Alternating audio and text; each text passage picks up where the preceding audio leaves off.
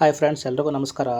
ಈ ದೇವಸ್ಥಾನನ ಈ ದೇವತೆ ಇದೆಯಲ್ಲ, ಈ ದೇವತೆನ ಜ್ವರದ ದೇವತೆ ಅಂತ ಕರೀತಾರೆ. ಜ್ವರದ ದೇವತೆ ಅಂತ ಯಾಕೆ ಕರೀತಾರೆ ಅಂತ ಅಂದರೆ, ಈ ದೇವಸ್ಥಾನಕ್ಕೆ ಬಂದು ಹೋದರೆ ಯಾವುದೇ ಕಾರಣಕ್ಕೂ ಜ್ವರ ಬರೋದಿಲ್ಲ. ಹಾಗೂ ನಿಮಗೆ ಯಾವುದೇ ಥರ ಸಣ್ಣ ಪುಟ್ಟ ರೋಗಗಳು ಬರ್ತಿರ್ಬೋದು. ಸಣ್ಣ ಪುಟ್ಟ ಈ ಮಕ್ಳುಗಳಿಗೆಲ್ಲ ಸ್ವಲ್ಪ ಕೆಲವೊಂದು ಹುಷಾರಿಲ್ಲದೆ ಇರ್ಬೋದು, ಜ್ವರ ಬರ್ತಾ ಇರ್ಬೋದು. ಅವಾಗವಾಗ ಈ ದೇವಸ್ಥಾನಕ್ಕೆ ಬಂದು ನಮಸ್ಕಾರ ಅಥವಾ ಪೂಜೆ ಮಾಡ್ಕೊಂಡು ಹೋದರೆ ಬೇಗ ಗುಣ ಆಗುತ್ತೆ ಅಂತೆ. ಹಾಗೂ ಈ ದೇವಸ್ಥಾನದಲ್ಲಿ ತುಂಬ ವಿಶೇಷವಾಗಿರುವಂಥದ್ದು ಏನು ಅಂತ ಅಂದರೆ, ಈ ದೇವಸ್ಥಾನಕ್ಕೆ ಉಪ್ಪಾಗಿರ್ಬೋದು, ಮೊಸರು, ಹಾಲು, ಬೇವು, ತುಳಸಿ ಆಗಿರ್ಬೋದು, ನಿಂಬೆಹಣ್ಣು, ಬಾಳೆಹಣ್ಣು ಹಾಗೂ ತೆಂಗಿನಕಾಯಿಗಳನ್ನು ಎಲ್ಲ ಇಷ್ಟು ವಸ್ತುಗಳಿದೆಯಲ್ಲ, ಇದು ಎಲ್ಲ ವಸ್ತುಗಳನ್ನು ಕೂಡ ಈ ದೇವರಿಗೆ ಅರ್ಪಿಸ್ತಾರೆ. ನೀವಿಲ್ಲಿ ಹೋಗ್ತಿದ್ದಂಗೆ ಕಾಣ್ತಾ ಇರ್ಬೋದು. ಇವರೆಲ್ಲ ಏನು ಮಾಡ್ತಿದ್ದಾರೆ ಅಂತಂದರೆ, ಮೊಸರನ್ನ ತಗೊಬಂದು ಅಲ್ಲಿರುವಂಥ ಕೆಲವು ನಾಗ ದೇವತೆಗಳಿಗೆ ಅರ್ಪಿಸ್ತಾ ಇದ್ದಾರೆ. ಅದು ಈ ದೇವರಿಗೆ ಅರ್ಪಿಸ್ತಾ ಇದೆ. ನೀವು ಕೆಲವು ಮನೆಯಿಂದನೇ ಉಪ್ಪನ್ನು ಕೂಡ ತಗೊಬರ್ಬೋದು. ಉಪ್ಪು ತರ್ಬೋದು, ಮೊಸರು ತರ್ಬೋದು, ನಿಂಬೆಹಣ್ಣು, ಹಾಲು ಎಲ್ಲವನ್ನು, ತುಳಸಿ ಆಗಿರ್ಬೋದು, ಬೇವಿನ ಸೊಪ್ಪು ಆಗಿರ್ಬೋದು, ಪ್ರತಿಯೊಂದನ್ನು ಈ ಜಾಗದಲ್ಲಿ ತಂದಿಟ್ಟು ಈ ದೇವಿಗೆ ಅರ್ಪಿಸಿದ್ರೆ ನಿಮಗೆ ಯಾವುದೇ ಥರ ಜ್ವರ ಇದ್ದರೆ ಜ್ವರ ಹೋಗುತ್ತೆ ಅಂತ ಹೇಳ್ತಾರೆ. ಅದಕ್ಕೇ ಈ ದೇವಸ್ಥಾನಕ್ಕೆ ಜ್ವರದ ದೇವತೆ ಅಂತ ಹೇಳ್ತಾರೆ. ಇದು ಈ ದೇವಸ್ಥಾನ ಎಲ್ಲಿದೆ ಅಂತಂದರೆ, ಇಡೀ ಬೆಂಗಳೂರಿನಲ್ಲಿರುವಂತಹ ಪ್ರತಿಯೊಬ್ಬರಿಗೂ ಗೊತ್ತಿದೆ ಈ ದೇವಸ್ಥಾನ ಎಲ್ಲಿದೆ ಅಂತ. ಬಟ್ ಆದರೂ ಈ ವಿಡಿಯೋ ಏನಕ್ಕೆ ಮಾಡ್ತಾಯಿದ್ದೀನಿ ಅಂತಂದರೆ, ಎಷ್ಟೋ ಜನಕ್ಕೆ ಗೊತ್ತಿಲ್ಲದಿರೋರಿಗೆ ತಿಳ್ಕೊಳ್ಳಿ, ಎಷ್ಟೋ ಜನ ಗೊತ್ತಿಲ್ಲದಿರೋರಿಗೆ ಈ ವಿಡಿಯೋ ನೋಡಿ ಇಲ್ಲಿಗೆ ಬಂದು ಹೋಗಲಿ ಅನ್ನೋ ಕಾರಣಕ್ಕೋಸ್ಕರ ಈ ವಿಡಿಯೋ ಮಾಡ್ತಾಯಿದ್ದೀನಿ.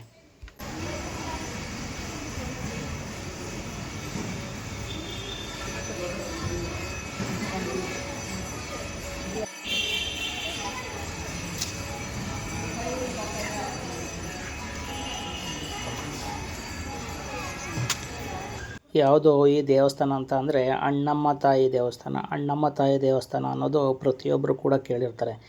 ಈ ಹೆಸರನ್ನ ಕೇಳದೇ ಇರುವಂತಹ ವ್ಯಕ್ತಿಗಳು ಇಡೀ ಕರ್ನಾಟಕದಲ್ಲಿ ಅಥವಾ ಇಡೀ ಇಂಡಿಯಾದಲ್ಲಿ ಯಾರೂ ಇರಲ್ಲ. ಏಕೆಂದರೆ ಅಷ್ಟು ಪ್ರಮುಖವಾದ ಅಷ್ಟೊಂದು ಪ್ರಸಿದ್ಧವಾದ ಸುಪ್ರಸಿದ್ಧವಾದ ದೇವಸ್ಥಾನ ಇದು. ಇದು ಬೆಂಗಳೂರಿನ ಹೃದಯ ಭಾಗದಲ್ಲಿರುವಂತಹ ದೇವಸ್ಥಾನ. ಇದು ಎಷ್ಟೋ ವರ್ಷಗಳ ಇತಿಹಾಸವನ್ನು ತನ್ನ ಒಳಗೆ ಇಟ್ಟುಕೊಂಡಿದೆ. ಒಂದು ಕಾಲದಲ್ಲಿ ಬೆಂಗಳೂರಿನ ಗ್ರಾಮ ದೇವತೆಯಾಗಿ ಪೂಜಿಸಲ್ಪಟ್ಟ ಅಣ್ಣಮ್ಮ ದೇವಿ ಇಂದು ಸಾವಿರಾರು ಭಕ್ತರ ನಂಬಿಕೆಯ ಕೇಂದ್ರವಾಗಿದೆ. ಈ ದೇವಸ್ಥಾನ ಇತಿಹಾಸದ ಧರ್ಮಾಂಬುದಿ ಕೆರೆಯ ಜೊತೆಗಿನ ಸಂಬಂಧ ಮತ್ತು ಅಣ್ಣಮ್ಮ ದೇವಿಯ ಆರಾಧನೆಯ ವಿಶೇಷತೆಗಳು ನಿಜಕ್ಕೂ ಕುತೂಹಲ ಮೂಡಿಸುತ್ತದೆ. ನಿಮಗೆ ಈ ಬೆಂಗಳೂರಲ್ಲಿ ಈ ದೇವಸ್ಥಾನ ಎಲ್ಲಿದೆ ಗೊತ್ತಾ? ಬೆಂಗಳೂರು ಹತ್ರ ಮೆಜೆಸ್ಟಿಕ್ ಇದೆಯಲ್ಲ, ಮೆಜೆಸ್ಟಿಕ್ಗೆ ಯಾರು ಹೋಗಿಲ್ಲ ಹೇಳಿ, ಎಲ್ಲರೂ ಹೋಗಿರ್ತಾರೆ. ಆ ಮೆಜೆಸ್ಟಿಕ್ ಒಂದು ಕಾಲದಲ್ಲಿ ಕೆರೆಯಾಗಿತ್ತು. ಯಾವ ಕೆರೆ ಅಂತಂದರೆ ಧರ್ಮಾಂಬುದಿ ಕೆರೆ ಅಂತ ಇತ್ತು. ಆ ಕೆರೆಯ ಪಕ್ಕದಲ್ಲೇ ಇರುವಂತಹ ಆ ಮೆಜೆಸ್ಟಿಕ್ ಇದೆಯಲ್ಲ, ಇವತ್ತಿನ ಮೆಜೆಸ್ಟಿಕ್ಕು, ಅಲ್ಲಿಂದ ಈ ದೇವಸ್ಥಾನಕ್ಕೆ ಜಸ್ಟ್ 500-300 ಕಿಲೋಮೀಟ್ರ್ ಅಷ್ಟೇ ಇರೋದು. ಸೊ ಈ ಧರ್ಮಾಂಬುದಿ ಕೆರೆ ಇಲ್ಲೇ ಇತ್ತು. ಈ ಕೆರೆ ಹತ್ರನೇ ಇರುವಂತಹ ಈ ಸುಪ್ರಸಿದ್ಧ ದೇವಸ್ಥಾನ ಇದು. ಯಾವುದು? ಅಣ್ಣಮ್ಮ ತಾಯಿ ದೇವಸ್ಥಾನ.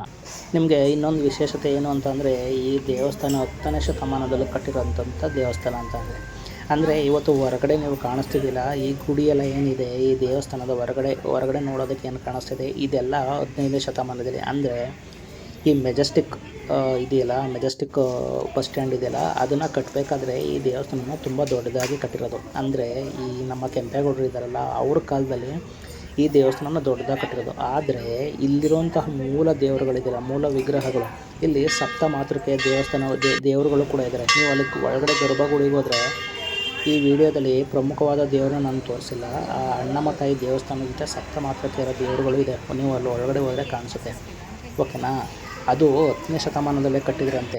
ಈ ಧರ್ಮಾಂಬುದಿ ಕೆರೆ ಇದೆಯಲ್ಲ, ಈ ಸುತ್ತಮುತ್ತ ತುಂಬ ದೇವಸ್ಥಾನಗಳಿದ್ದವು.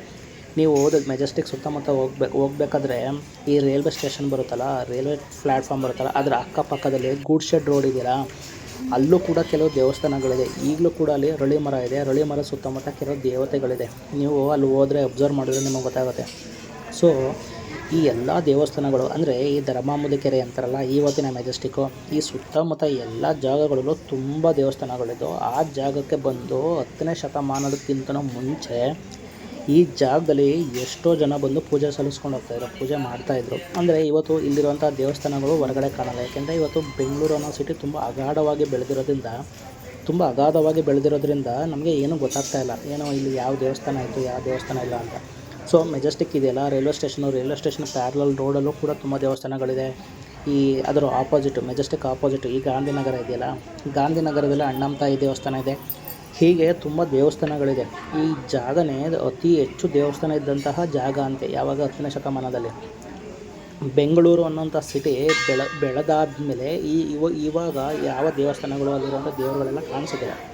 ಸೊ ನೀವು ಅಲ್ಲಿ ಅಬ್ಸರ್ವ್ ಮಾಡಿದ್ರೆ ತುಂಬ ದೇವಸ್ಥಾನಗಳಿರುತ್ತೆ ಈ ಜಾಗದಲ್ಲಿ. ಸೊ ಈಗ ಹಾಗಾಗಿ ಈ ಅಣ್ಣಮ್ಮ ತಾಯಿ ದೇವ್ರನ್ನ ತುಂಬ ಶಕ್ತಿ ದೇವತೆ ಅಂತ ಪೂಜೆ ಮಾಡ್ತಾರೆ. ಹಾಗೂ ಈ ಅಣ್ಣಮ್ಮ ದೇವಿಯನ್ನು ಬೆಂಗಳೂರಿನ ಗ್ರಾಮ ದೇವತೆ ಅಂತಲೂ ಕರೀತಾರೆ. ರಕ್ಷಕ ದೇವತೆಯಾಗಿ ಭಕ್ತರು ಪೂಜಿಸುತ್ತಾ ಬಂದಿದ್ದಾರೆ.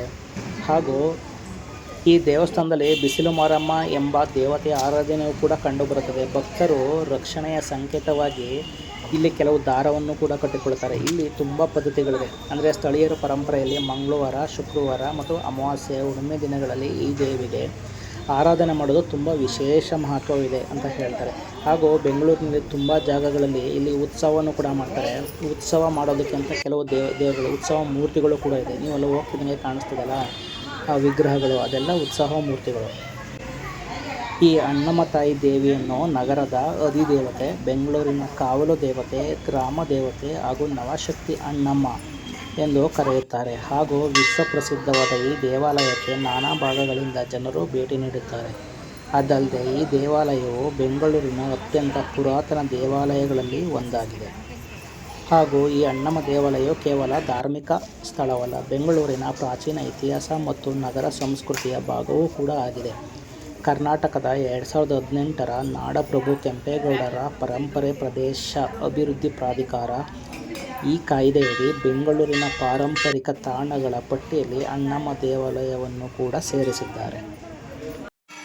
ಈ ವಿಡಿಯೋ ಏನಾದರೂ ಇಷ್ಟ ಆಗಿದರೆ ಅಥವಾ ನಾನು ಕೊಟ್ಟಿರೋ ಮಾಹಿತಿ ಏನಾದರೂ ಇಷ್ಟ ಆಗಿದರೆ ಈ ವಿಡಿಯೋನ ಲೈಕ್ ಮಾಡಿ ಹಾಗೂ ನಮ್ಮ ಚಾನಲ್ನ ಸಬ್ಸ್ಕ್ರೈಬ್ ಮಾಡಿ. ಈ ವಿಡಿಯೋ ನೋಡಿದ್ದಕ್ಕೆ ಧನ್ಯವಾದಗಳು. Thank you very much.